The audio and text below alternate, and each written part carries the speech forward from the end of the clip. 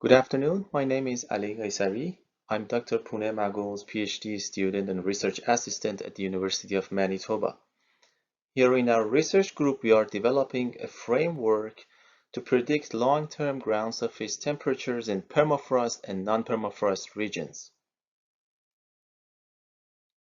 This framework is developed to address the lack of long-term predictions for ground surface temperature and also because of some present challenge in physics-based simulations of surface energy balance. So the current practice in estimation of ground surface temperature is the N factors, based on the number of air and ground freezing and thawing days.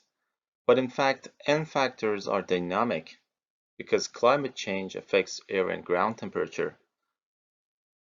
Even if we consider extrapolation, we're not considering different climate scenarios and also the fact that global warming isn't linear. So the N factors method is not suitable for long-term estimations.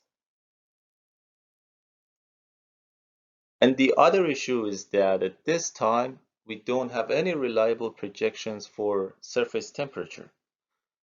We have some climate models like CAN-ESM that has some sort of land surface scheme, but their spatial resolution is very low and the results are barely usable because we know that some components of the land surface scheme, like vegetation and ground albedo, change in a much smaller scale. On the other hand, atmospheric projections are now available in a much higher resolution and quality from regional climate models. So one method can be using atmospheric projections as boundary conditions and calculate surface temperature by numerical simulation or physics-based simulation. But this method has some challenges. First, we need to include all the physics and fluxes, otherwise the results may be very wrong.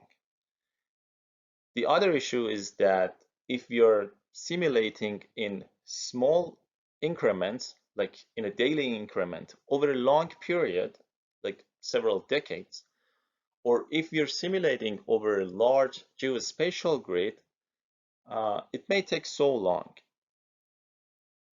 And the other issue is flexibility. If we make a change in boundary conditions, for example, if we want to simulate under different climate scenarios, or if we want to do an ensemble analysis, we need to run the model again, so it's not efficient. On the other hand, we can use the data-driven approach. I mean, learning from the past data and learning correlations, trends, and patterns. If we have labeled data, I mean, having ground surface temperature and atmospheric conditions measured for sometimes in the past at the site, then we can train a model and then feed the trained model with the projections of atmospheric variables to predict ground surface temperature in the future. We introduced this idea in one of our papers. We trained a very simple ANN and predicted ground surface temperature under different climate scenarios. A very simple methodology. But in fact, the climate data are actually sequential. So now we're working on recurrent neural networks, especially developed for processing sequential data. So here's the process in detail. First, the past data, past records are imported. A quality check and pre-process is performed, and the training and test subsets are generated. Then an AI model, a machine learning model, in this case a long short-term memory network or LSTM, is trained, cross-validated, and evaluated. Then the climate model outputs are imported and the projection sets are extracted for the same coordinates.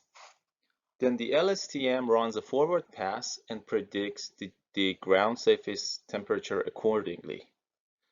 The entire process is automatic, and the inputs are in the standard NetCDF format, and so do the outputs. Here we evaluated a model we trained by using Nordicana D1 dataset, measurements from Ellesmere Island. We used records from 2005 to 2016 for training, and the rest, 2016 to 2019 for validation. And the model is only trained with air temperature, snow depth, and ground surface temperature. And here's the projections of mean annual ground surface temperature based on the projections of atmospheric variables from CAN-RCM4 regional model under RCP 4.5 and 8.5 pathways. And finally, we have the predictions of another model trained by ERA5 land dataset. We compared the current MAGST and the ones at the end of the century. This is just a sample to show that this framework can be used to train and predict ground surface temperature over a geospatial grid. Our framework can have several advantages, at least on paper.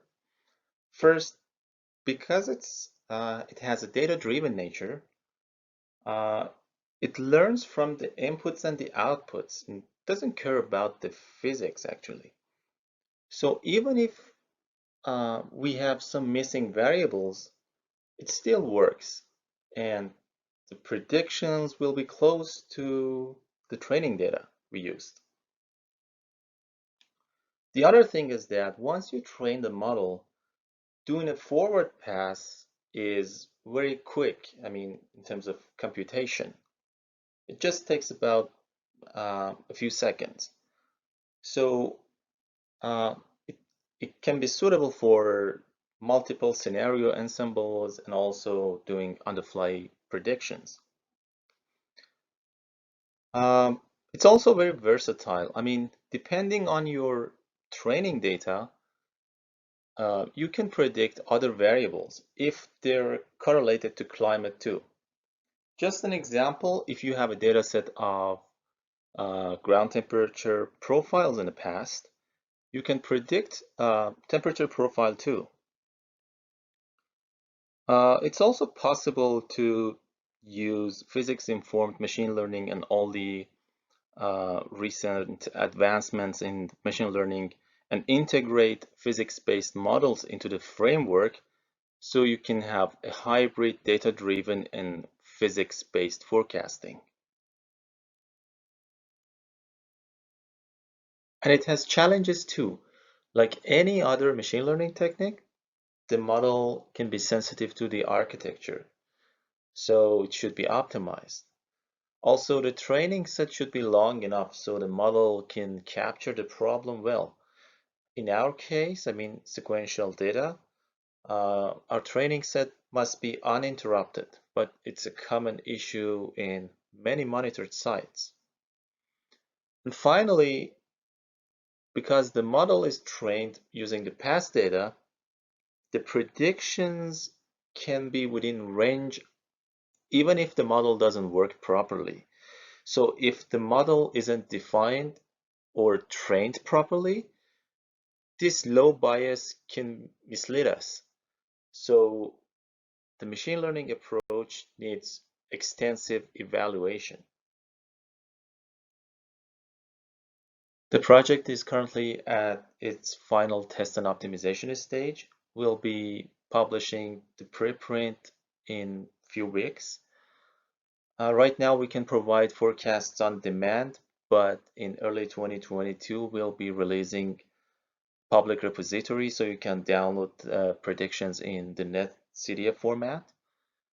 And later in summer 2022, we'll be establishing an interactive map and API. Thank you for your attention.